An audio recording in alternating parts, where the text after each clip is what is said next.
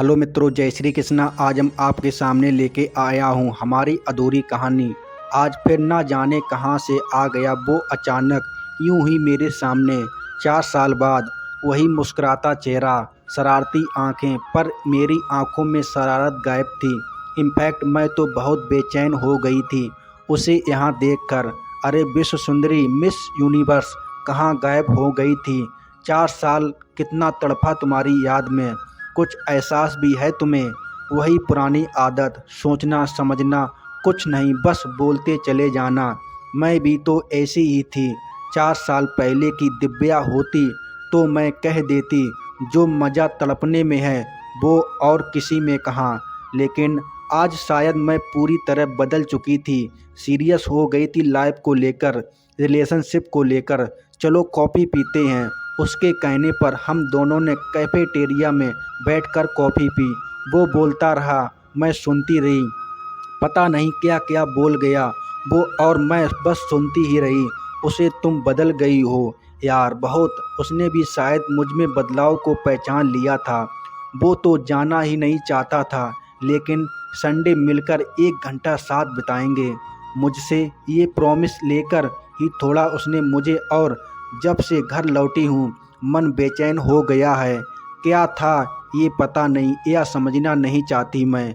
कहीं मुझे उससे, अरे ये क्या सोचने लगी मैं। 4 साल पहले तो ऐसा कुछ नहीं था। अच्छे फ्रेंड थे हम दोनों। वो हैंडसम, अच्छी पर्सनालिटी थी उसकी, और हमेशा हंसते मुस्कुराते रहना उसकी आदत थी। और मैं सांवली सी, छोटा कद, कपड़े पहनने का सलीका भी नहीं आता था। वैसे हम दोनों में कोई साम्य नहीं था। वो बातूनी था और मैं अच्छी श्रेता। मैं शेरो शायरी कर लेती और मेरी हर शायरी में कुछ शब्द जोड़ा घटाकर वो उसे खूबसूरत बना देता था। गजब का रोमांटिक, और मेरा प्यार पर यकीन ही नहीं था। एक बार उसने पूछा था, यार किसी से प्यार क्यों नहीं कर लेती? तुम तो जानते हो प्यार प्यार मेरे बस की बात नहीं है, और मुझे जैसी बदसूरत लड़की से प्यार कौन करेगा? मैं हूँ ना। वो शाहरुख खान के अंदाज में बोला। और कौन कहता है तुम बदसूरत हो? मेरे लिए तुम विश्व सुंदरी हो। बस उसी दिन मेरा नामकरण विश्व सुंदरी हो गया। हम रोज़ ही मिलते, दुनिया जहान की बातें करते। पॉलिटिक्स, सोशल टॉपिक्स, कहानियाँ, कविताएं, हर टॉपिक पर हम घंटों बातें करते। लेट नाइट तक टाइम पास करते। ना उसे घर जाने की जल्दी होती थी और ना मुझे। मेरा तो एक शहर में कोई था ही नहीं, और वो ठहरा मस्त मौला इंसान। एक दिन भी हमने मिलते तो वो रात को फ़ोन करता, यार आई एम मिसिंग यू, मिलना ज़रूरी लगता है। मुझे नहीं लगता, और मेरी प्रेमी थोड़े ही तुम जो मिस करो। दोस्त हो, दोस्त की तरह रहो। अरे मजाक कर रहा था यार, तुमसे कौन प्यार करेगा? तो तुम कौन सा सीरियस हो? तुम्हें लेकर मैं भी मजाक ही कर रही थी। बस फिर वही बकवास करते रहते हम 2-3 घंटे। हमारा रिश्ता इतना अलग था कि हमारी दोस्ती को सब पसंद करते थे। वो मार्केटिंग हेड था कंपनी का और मैं अकाउंटेंट, लेकिन सोच एक जैसी थी, हमारी पसंद एक थी। यहाँ तक कि बातचीत के मुद्दे पर भी समान ही होते थे। जो उसे फिल्मी डायलॉग्स बोलने का शौक़ था और मुझे सुनने का। अमिताभ बच्चन का फैन था। तो एक बार हम यूं ही बैठे थे समुद्र किनारे। वो बोला, कुछ सुनाऊं? ना बोलूँगी तब भी कहा, मान लेने वाले हो, बोलो। हम और मेरी तन्हाई अक्सर ये बातें करती रहती। तुम होती तो कैसा होता? तुम ये कहती तो तुम वो कहती। तुम इस बात पर हैरान होती। बस करो यार, कितने फिल्मी हो तुम। तुम्हें तो प्यार ही नहीं लेना चाहिए। शादी में ठीक है तो समझो हो गया। अब आगे का सुनाऊं फिर कभी यार? बोर मत करो तुम, तुम्हारी कोई बात नहीं टाली जा सकती। ये भी नहीं टालूंगी, लेकिन पूरी कविता एक ना एक दिन सुननी जरूर पड़ेगी। तुम्हें याद रखना, ऐसी ही ना जाने कितनी यादें थी उसने जुड़ी तो आज अचानक याद आने लगीं। हमेशा मेरे आसपास ही मंडराता रहता था। ऑफिस में लोगों को लगता था कि हमारे बीच रोमांस चल रहा है। कुछ लोगों ने तो मुझे मजाक में कहा भी कि कहीं वो तुमसे प्यार तो नहीं करने लगा है। लेकिन मैं उन्हें डांटकर चुप करा देती थी। यार, क्या एक स्त्री और पुरुष अच्छे फ्रेंड नहीं हो सकते? कितनी घटिया सोच है तुम लोगों की। उसी दिन मेरी एक ही सहयोगी अनुभा, जो मेरी बहुत अच्छी फ्रेंड थी, बोली, सच कहूँ तो स्त्री पुरुष दोस्ती के बीच बहुत बारीक रेखा होती है। गहरी दोस्ती कब प्यार में बदल जाती है पता भी नहीं चल पाता। अब तू भी शुरू हो गई है अनुभा। तुम लोगों की सोच कितनी छोटी है यार। वो मेरा अच्छा दोस्त है बस, और कुछ नहीं। आज पता नहीं क्यों उससे जुड़ी यादें पीछा ही नहीं छोड़ रही थीं। सच कहूँ तो मैं उसकी यादों में पीछा छुड़ाना भी नहीं चाहती थी। इन्हीं यादों के साथ तो जी पाऊँ 4 साल। फिर एक दिन अचानक वो आया और बोला, यार, घर पर अब शादी के लिए बहुत प्रेशर डाल रहे हैं। कल ही एक लड़की को फाइनल कर लिया उन्होंने। क्या करूं, कुछ बताओ यार।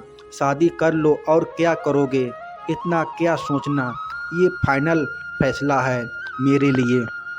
तुम्हारा तुम्हारा सच कर लूं शादी? बिल्कुल। और तुम? मैं इस शादी प्यार मोहब्बत पर यकीन नहीं करती हूँ, जानते हो ना तुम। ठीक है, आज तक तुम्हारी बात नहीं टाली मैंने, अब भी नहीं टालूंगा। और उसने उसी क्षण अपनी माँ को फ़ोन लगाया और शादी के लिए हाँ कर दी। पर वो खुश नहीं लगा। मुझे पता नहीं क्यों 1 महीने बाद ही उसकी शादी थी। क्योंकि शादी गांव में थी, इसलिए जाने का तो सवाल ही नहीं पैदा होता था। शादी के लिए छुट्टी भी नहीं ली उसने, त्यागपत्र के दे दिया। पूछने पर इतना ही बोला, नई जिंदगी बिल्कुल नए तरह से शुरू करना चाहता हूँ। पुरानी बातों को भुलाकर तभी उसे खुश रख पाऊँगा। पता नहीं उस दिन उसकी आंखों में क्या नज़र आया मुझे, जिसने बेचैन कर दिया। अजीब सी बेचैनी महसूस होने लगी। कुछ भी अच्छा नहीं लग रहा था। उसने पूछा भी, यार यूँ और ऑल राइट? मैंने हाँ तो कर दी, लेकिन मैं ऑल राइट नहीं थी, बेचैन ही रही। घर लौटी तो खूब रोई। ऐसा लगा कि कोई मुझे बहुत प्रिय वस्तु हाथ से छीन गई हमेशा के लिए, जैसे कोई बहुत बड़ी गलती कर दी मैंने। वो दिल्ली शिफ्ट हो गया फाइनली। उसके जाने के बाद एक अजीब सा खालीपन आ गया ज़िंदगी में। हर पल बस वो ही यादों में बसा रहता, उसकी ही बातें याद आती रहती। सच कहूँ तो उसे खोने के बाद महसूस हुआ कि उसे प्यार करने लगी थी मैं बहुत ज़्यादा। अनवा से मेरी हालत छुपी नहीं रही। उसने एक दिन पूछ ही लिया, तुम अमित को मिस कर रही हो ना? जानती हूँ, लेकिन तुम्हारी वो प्यार पर यकीन नहीं करती। शादी नहीं करूँगी बोली। झूठी बातें ना, तुमने खुद ही अपने साथ अन्याय किया। बस मैं उससे लिपट कर रो पड़ी। इस बात का एहसास तो बहुत पहले ही हो गया था मुझे कि मैं अमित को प्यार करने लगी हूँ, पर हमेशा डरती रही कि कहीं वो मुझे रिजेक्ट ना कर दे। कहाँ वो हैंडसम बंदा और कहाँ मैं, बस कभी कुछ कह नहीं पाई। लेकिन अब बहुत तड़प रही हूँ यार उसके लिए। तू जानती भी है दिव्या, अमित कितना प्यार करता था मुझे। कई बार कहना भी चाहा उसने पर तूने कभी उसे मौका ही नहीं दिया। बड़ी देर कर दी यार तूने। जानती थी कि अब अमित को कभी हासिल नहीं कर पाऊंगी मैं, तो बस उसकी यादों में सारी ज़िंदगी बिताने का फैसला कर लिया है। खुद को बस काम में झोंक दिया। हाँ, इस बीच मैं पूरी तरह बदल जरूर गई थी। प्यार के मायने समझने लगी थी, लोगों को समझाने लगी थी। अमित मेरे जीवन का हिस्सा नहीं बन गया था, पर मेरे हर अकेले से लम्हों में सिर्फ वो ही होता। कई बार तो सच लगता कि उसने विश्व सुंदरी कहकर पुकारा, लेकिन वो सिर्फ एक ख्याल होता। इसलिए उस दिन जब वो मिला और उसने मुझे पुकारा, तो मैंने समझा फिर वही ख्याल, लेकिन वो तो साक्षात सामने खड़ा था और मुझे यकीन नहीं हुआ। अब तो बस रविवार का इंतज़ार था। मन में पता नहीं कैसे कैसे ख्याल आ रहे थे। अमित शादीशुदा है, अब उससे मिलना ठीक नहीं रहेगा क्या? लेकिन फिर सोचा, उसे कौन सा अपने एहसास बताने वाली हूँ। दोस्त की हैसियत है तो मिल ही सकती हूँ। इसी बहाने प्यार के एहसास के साथ थोड़ा समय तो उसके साथ बिताऊंगी। आखिर रविवार आ गया। सुबह से मन में कुछ अजीब सा हो रहा था। शायद अमित से मिलने की व्यग्रता थी, उतावलापन था। हमें शादी को एक कॉफ़ी शॉप में मिलना था। वो उसी अंदाज में मिला। हे विश्व सुंदरी, बड़ी बेसब्री से इंतज़ार किया इस संडे का, चलो कॉफ़ी पीते हैं। सामने बैठा वो मुझे देख ही रहा था, लेकिन मेरी आंखों में इतना एहसास नहीं था कि उसकी आंखों का सामना कर पाऊँ। और बताओ कैसी चल रही है लाइफ? मन में तो आया कह दूँ तुम्हारे बिना लाइफ चलती तो है, पर अब तक मंजिल पर नहीं पहुंच पाई। लेकिन फिर सोचा अब क्या फ़ायदा है ये सब कहने का बेवजह। किसी की शादीशुदा ज़िंदगी में हलचल क्यों मचाना। ठीक हूँ। फैमिली में कौन है तुम्हारे? पति क्या करते हैं तुम्हारे? बच्चे? और इतने सारे सवाल, इतना उतावलापन अब तक नहीं बदले तुम? कहाँ तो था तुमसे शादी पर यकीन नहीं करती तो शादी करने का सवाल ही कहाँ पैदा है। मैं भरकस कोशिश कर रही थी कि वही कहीं वो मेरी आंखों में खुद के लिए प्यार के लफ्ज़ ना पढ़ ले। तुम सुनाओ, तुम्हारी ज़िंदगी कैसी चल रही है? तुम्हारी पत्नी, बच्चे सब ठीक हैं? मैं भी ज़िंदगी भी बस क्या अमित, बस तुम नहीं हो और तुम्हारे बिना ज़िंदगी की कहानी अधूरी है। कल भी थी, आज भी है। पागल हो तुम। मुझे बहकाना कब छोड़ोगे? अब तो शादीशुदा हो, ये शरारतें छोड़ दो। आज एक अधूरी कहानी पूरी करना चाहता हूँ। तुम कुछ बात अधूरी छोड़ गया था, उसे पूरा करने दो। और वो फिर शुरू हो गया अपने फिल्मी अंदाज में।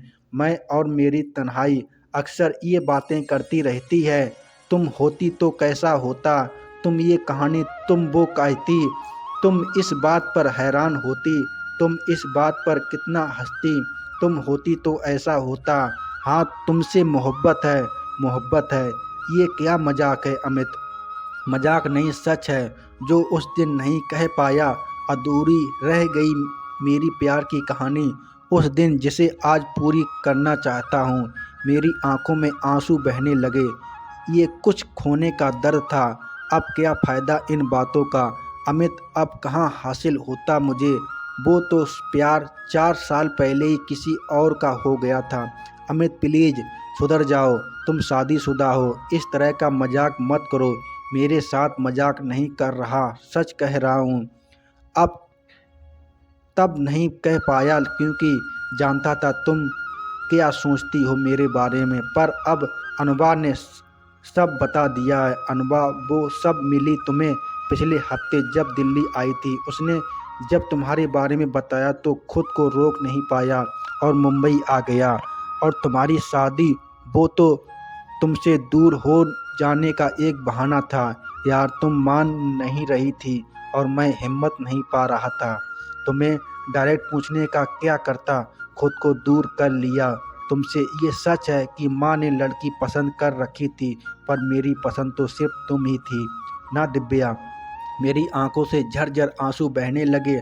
आखिरकार उसने पूछ ही लिया, मेरी अधूरी कहानी पूरी करोगी ना? मैं उससे लिपट कर और कहानी पूरी हो गई। मित्रों वीडियो अच्छा लगा हो तो वीडियो को लाइक करें, चैनल को सब्सक्राइब कर देना मित्रों। जय श्री कृष्णा।